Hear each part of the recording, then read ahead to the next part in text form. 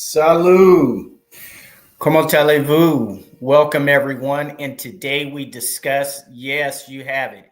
Any Democrat who works with President Trump will be attacked by the Dems. Pause. Okay, let me repeat it. Any Democrat who works with President Trump will be attacked by the Dems. Now, does that make sense? Not at all. And that's why we're here today to discuss this.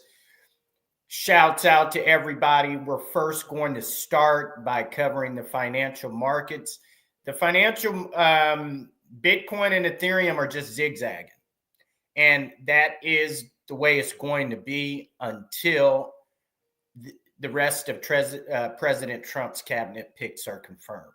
You notice that all the financial people like Howard Lutnick, Secretary of Commerce, Trade Representative Greer, all the money people are being held up, like Lori Chavez for Labor, Secretary of Labor. So all of Donald Trump's moves to get the economy going have been stalled because the Democrats are putting up. Now, to me, this was always the tactic. They appear to be concerned about lawfare, so they delayed the confirmation of Pam Bondi, who started before Christmas. They delayed her until, 10 days ago. They delayed, who else? Tulsi Gabbard for the Director of National Intelligence. And they confirmed everybody else pretty much. Chris Vaught, the Secretary of Energy, Secretary of OMB, even Agriculture. They've confirmed those people, but all the true money people, Secretary of Commerce, Trade, and a Trade Representative, Secretary of Labor. The judge is telling the Secretary of Treasury that he can't even do his job, that you have no right to access your own records. Which, where is that written in the Constitution that any judge, let alone a federal judge, has that authority? It's not. This behavior by judges is unconstitutional. And as Article 3 says in the American Constitution, Supreme Court judges and inferior judges in the Supreme Court and inferior courts shall serve with during good behavior. Once they exhibit good behavior, there's mechanisms to remove them. One of them, which is longer and lengthy, which needs 2/3 of the vote of the Senate, which is 66 votes, is to impeach him and then have him removed. That I don't see that happening. Neither side has 66 votes, so that's not going to even happen. However, the Attorney General can go in and remove judges who demonstrate bad behavior.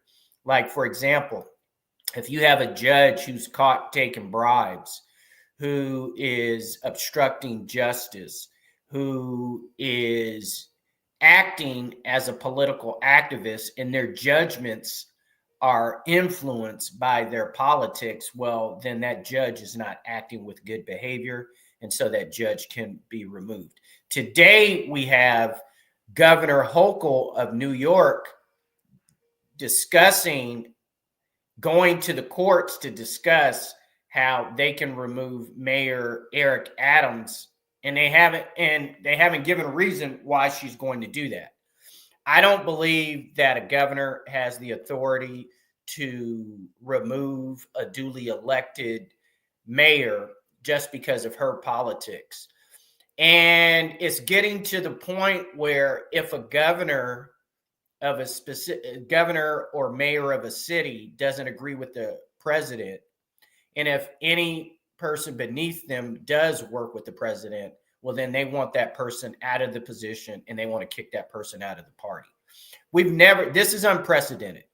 We've never, like, in the existence of the state of New York or any other state, no governor in history, American history, has removed a mayor for working directly with the American president because federal authority precedes state and local authority. So what I'm going to do is pull this up courtesy of Fox News. And what I tweeted today on Twitter, as well as Truth Social, is that the exact argument that Governor Hochul is attempting to use to remove Mayor Eric Adams can be used by the Attorney General.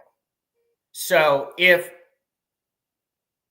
there's nothing in New York state law that allows this.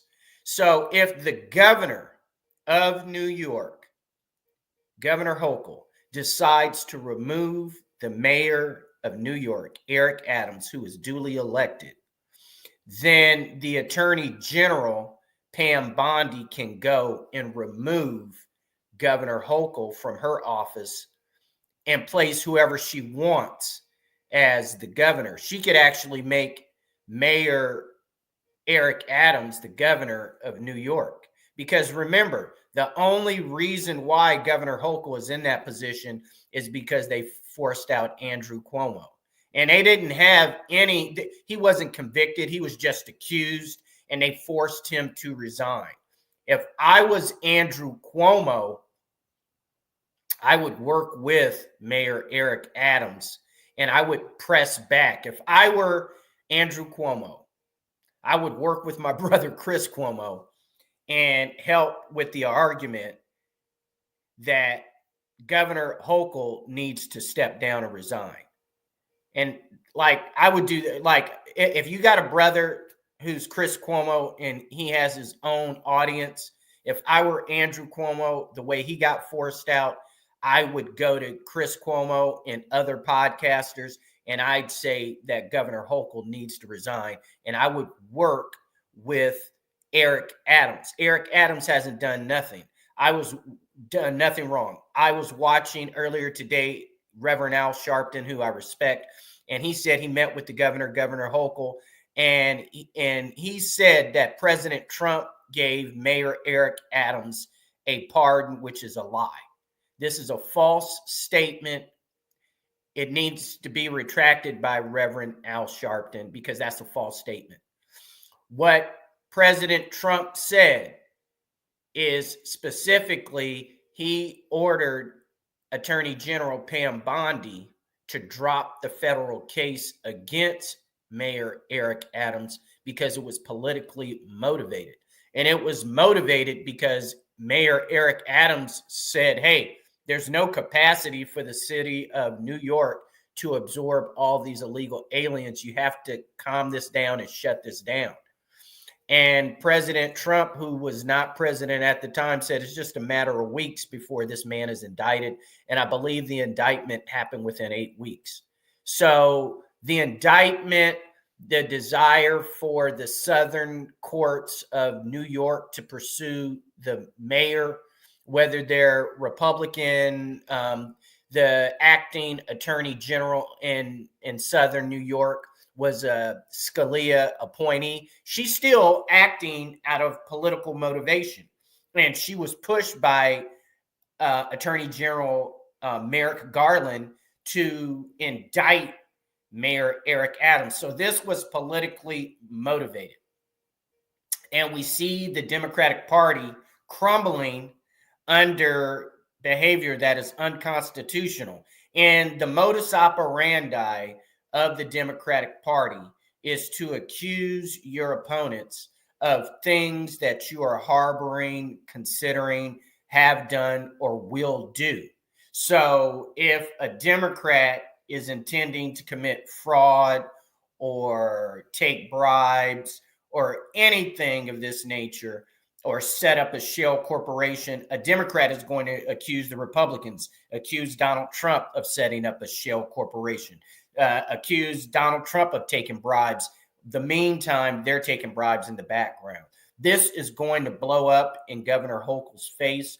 She moved too quick, and no matter what, there's no way back for her. And so what we're going to do now, I'm going to share This is on behalf of Fox News, and we're going to share this. Okay. And here. All right, listen up. Would you rather pay $5,000? And for more on this, counselor to the president, Alina Habba. And I now pulled let's this see how up this today goes. because I thought, wait, what about that? Okay. That was not even Jason Chaffetz joining me this morning. All right, Jason. This city is not going to recover in the short term, is it? No, I think they're going to go further to the left. They're going to go with these progressive policies. They're going to make the city far worse. I think crime will go up.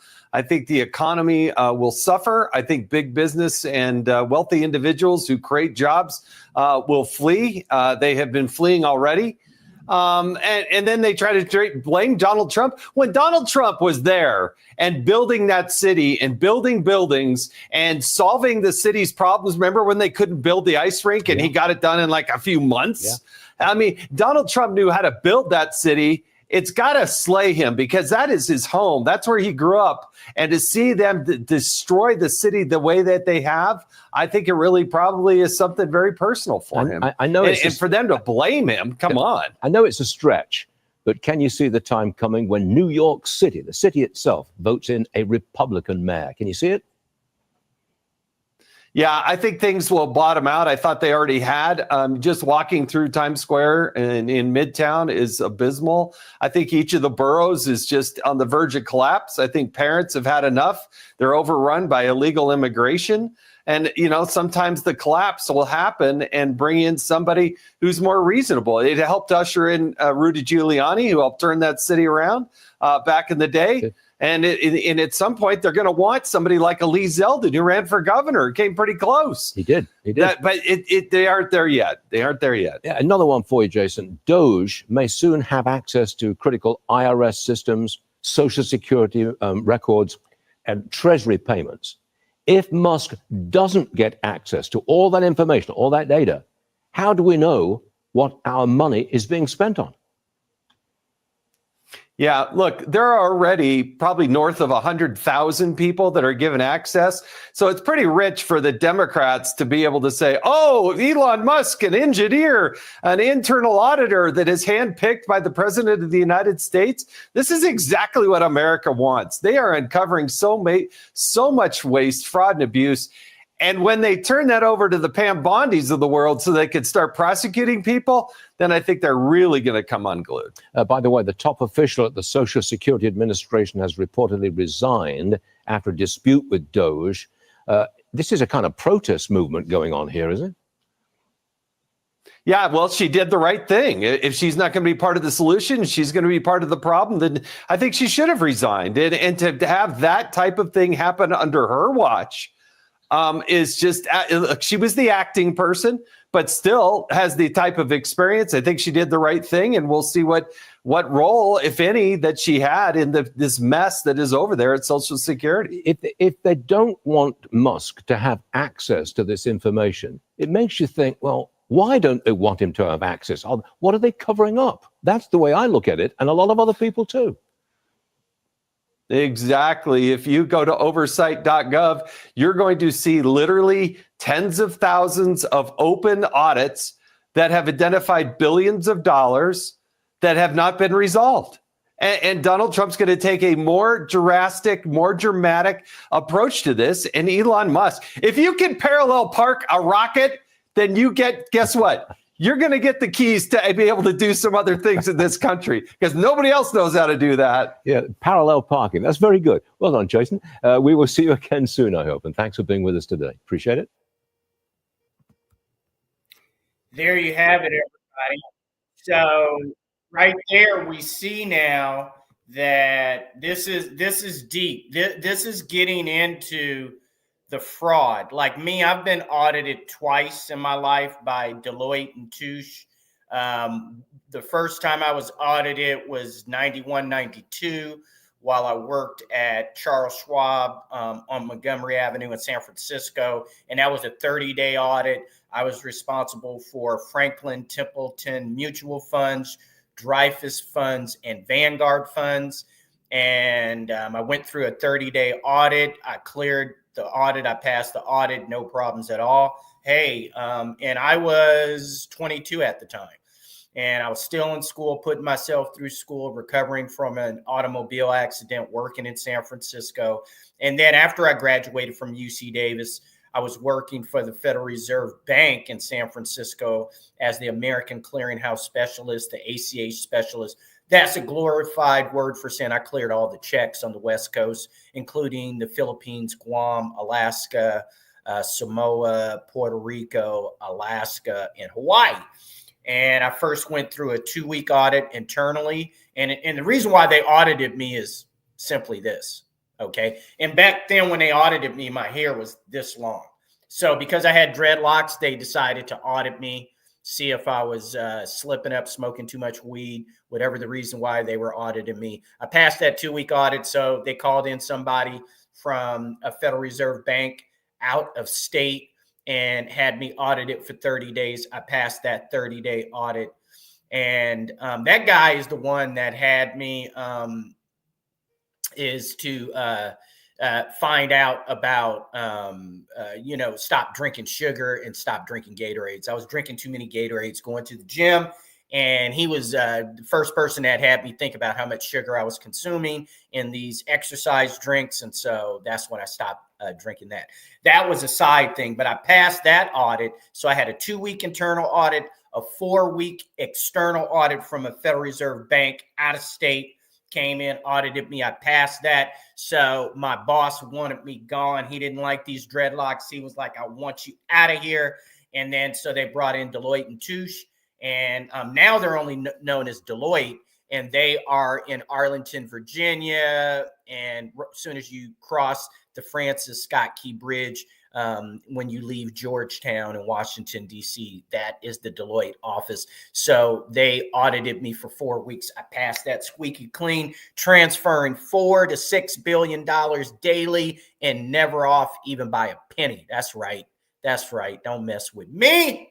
Don't mess with me. And so now the Democrats are crying Harry over Elon Musk uncovering all the fraud in the IRS, the Social Security, USAID, the list goes on and on and on.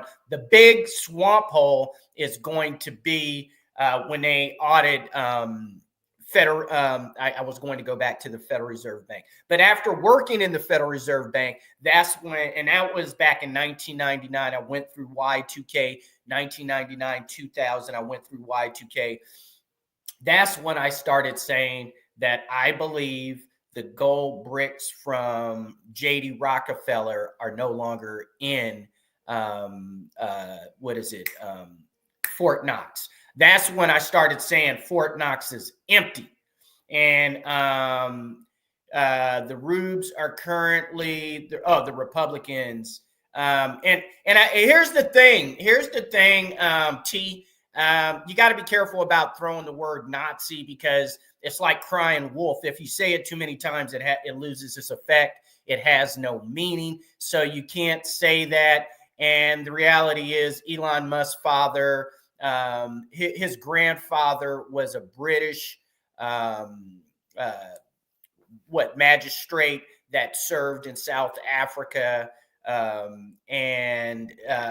So they're trying to say that Elon Musk is German and Afrikaner, and they want to throw out the word Nazi without look, if we're talking about Nazis, hey, Democrats are Nazis. And let's get it straight. The Nazis were socialists. Okay. And they had no problem attacking Joseph Stalin, who was also a socialist. Okay. So when you throw out the word Nazi and then you look at the behavior of the Democratic Party in the United States, well, the Democrats are behaving like Nazi Germany. They believe in censorship. They don't want you to have religion. And let's be clear, a lot of the stuff that the Democrats are allowing today, the Democrats would have gotten rid of all these people, all the people that the Democratic Party in the United States is promoting, pushing up to the forefront to lead their party. The Nazi Party would have made these people disappear. So let's be real about it. However, it's crazy. What I see is the craziest thing is that not only Benjamin Netanyahu, who is an Israeli, he's not Jewish, he's a Zionist, he's a-religious, he's agnostic, he's an atheist, he doesn't believe in Judaism, he doesn't practice anything of Judaism, yet he's their leader. And if anything, he behaves like Adolf Hitler. And the Democrats with the censorship, the governor Hochul of New York saying that if you don't agree with us, Mayor Eric Adams, we're throwing you out of our party. That's Nazi behavior. That is socialist draconian behavior. So I've come to realize that the Democrats, and this is, let me help you guys out here. Here's how you understand the Democrats. The way to understand the Democrats is anything that they're accusing you of, they're either guilty of, contemplating, or have already done. So if they accuse you of fraud, if they accuse you of censure, like let's go back to President Trump's first term. They were saying he abused his power. They were saying he went too far. He did all of this. Now comes to find out that this Ukrainian guy that worked for the CIA was born in the Ukraine. He had connections to the Ukraine, and there was nothing wrong with the phone call that President Trump had with Zelensky. And we come to find out that Zelensky was a part of the fraud, but it was Barack Obama who put Zelensky in power. See, we need to go back here. It was, and I voted for Barack Obama twice. I want to put that out here. I'm not embarrassed. I did it at the time. There was the first time I could vote for an African-American man. Right or wrong, I voted for Barack Obama. So I'm not happy with the DEI angle he went on, but I voted for him. I'm not going to try to go back in the past and change that. But it's Barack Obama who overthrew the president of Ukraine and put Zelensky, a puppet president, in. And what they wanted to do is go to war indirectly through a proxy war with Russia. And they thought, Barack Obama thought, that Hillary Clinton was going to be the president. So as soon as Hillary Clinton got in office, Hillary Clinton was going to send weapons to the Ukraine, to Zelensky, to fight Vladimir Putin. And they were going to, death by 1,000 cuts. They were just going to wear down the Russians through spending resources to dwindle their economy and through acts of war. Well, it didn't work out that way. The Russians have lost between 90 and 100,000 soldiers, and the Ukrainians have lost more than 1 million. And the Democrats don't care. And so now we find that Hunter Biden was in cahoots with Burisma. We find out that Joe Biden, as vice president, had the person working, the investigator working to investigate Burisma and the fraud, and he was going to make the connection between Hunter Biden and Vice President Joe Biden and the brother John Biden, who President Joe Biden gave a pardon. All this stuff was going to come out. And the fact that President Joe Biden, on his last day out, gave his brother and Hunter Biden the pardon, well, you can't take the fifth. So we're going to, Hunter Biden is going to end up in Congress on trial.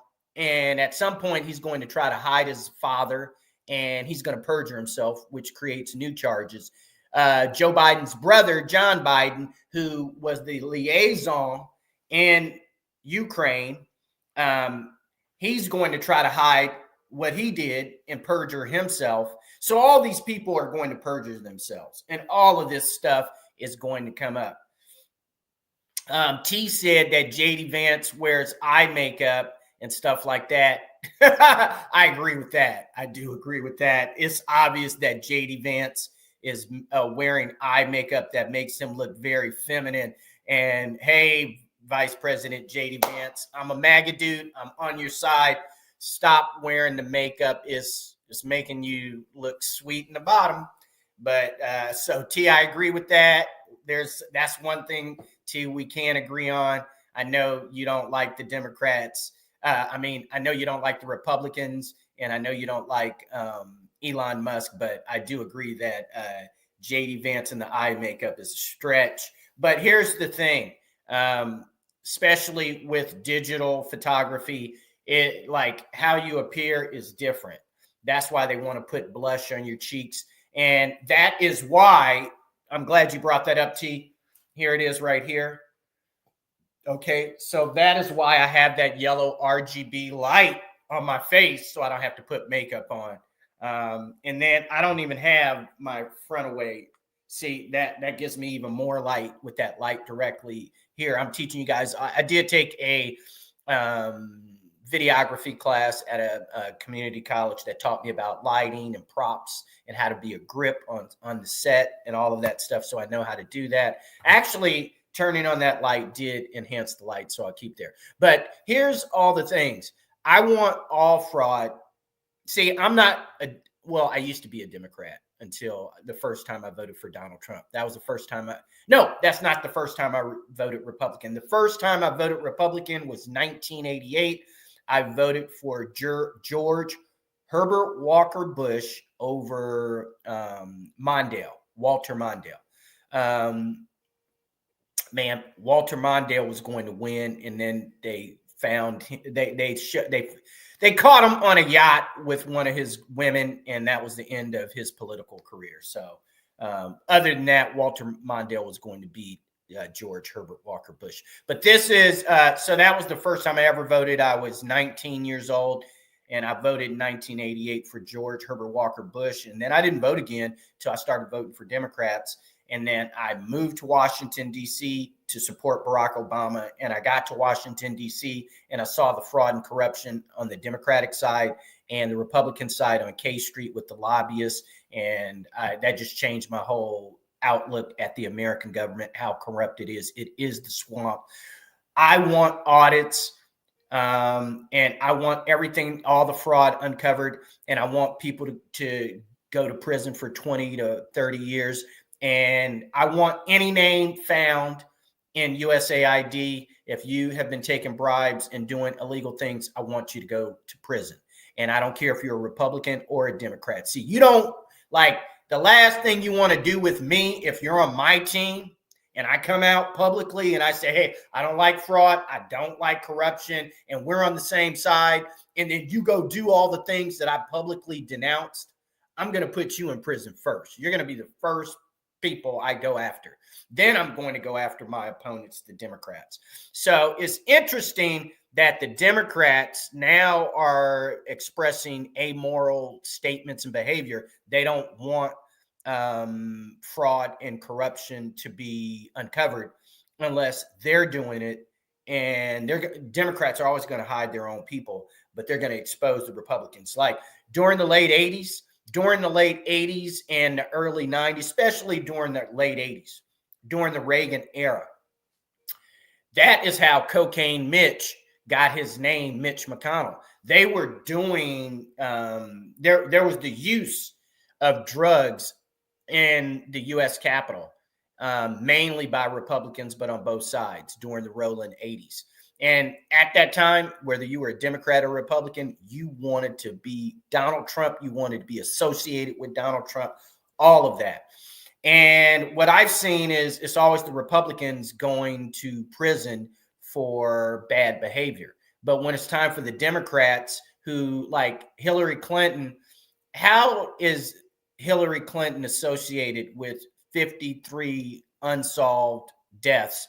And there's no way anybody can be associated with 53 deaths and all of them have been labeled suicide, especially the one with somebody found on their Arkansas ranch hung upside down by extension cords, shot.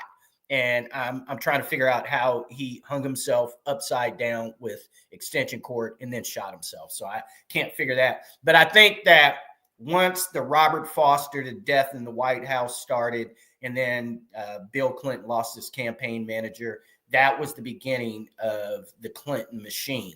And then haven't you noticed the same type of behavior is happening out in Massachusetts with the Obamas, that they've had at least 43 911 calls where the police had to arrive at the Obama's mansion in Martha's Vineyard. So a lot of this behavior, man, a lot of people are going to prison. And many of those people are going to be Republican. But the majority of those people are going to be Democrats. And we need to clean up the swamp. We need to take back our government. You know what? I could do it, but I could go to law school and focus on constitutional law. I study law daily and everything, but I'm a mathematician and a software developer. I would rather put my energy in that. But right now, there's a need for a lot of attorneys, lawyers in the United States to be constitutional lawyers. We need to take our government back at the state and federal level. So we have a lot of corruption, and it's good. This week, we should get through the last remaining confirmations. There's only 6 people, and they're all money people. And then there's McMahon, I think. McMahon, she is Secretary of Education. Yeah, Linda McMahon. What is that?